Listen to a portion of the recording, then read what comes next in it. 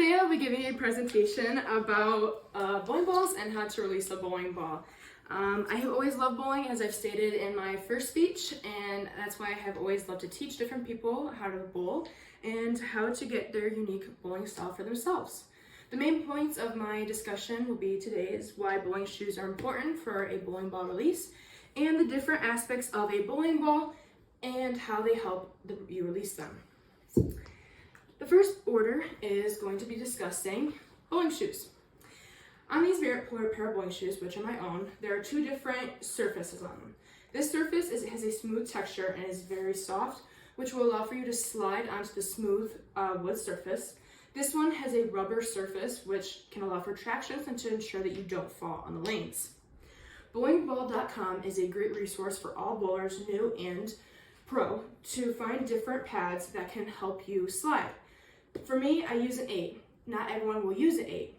If you go to your local bowling alley, they might have a pro shop and they can help you find a pair of bowling shoes that will fit for you and different slides that can also help you. Having the correct bowling shoes, the correct slide, correct bottoms, heels, and everything is important because if you don't have the correct slides, you can fall, your timing could be late, which is a little bit more of a tricky subject, but this ultimately helps you make sure your release is on point. The second part of this is the bowling ball and the different aspects of the bowling ball. As everyone knows, the bowling ball has 3 holes, your fingers and your thumb. In my case, I have an interchangeable thumb, which means that my thumb comes out. Many new bowlers do not have an interchangeable thumb because it's hard to understand the mechanisms of it and is not necessarily needed. However, having the correct fit, which means having a thumb hole that fits around your thumb and has the correct pitch, which pitch is again a more difficult subject to discuss, is important because if you have a thumb that is too small, your release can be late, or if you have a thumb that's too big, you can grip onto the ball and you can slip and fall. The next part of this is your finger holes. House bowling balls have plastic holes, and this one has rubber. These rubber grips are special to me because they fit me. In addition to have special fits for both your fingers and your thumb, this bowling ball fits my hand and only my hand, like so.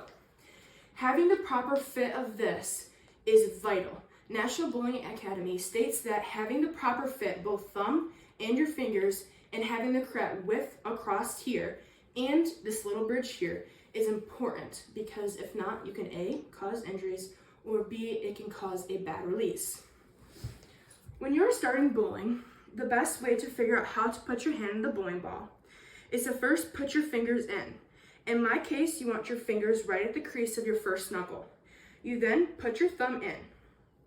This is how to correctly hold a bowling ball.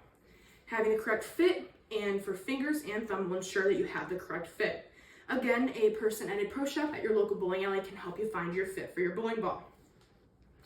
The next step in discussing how to release a bowling ball is just to do it at your own home.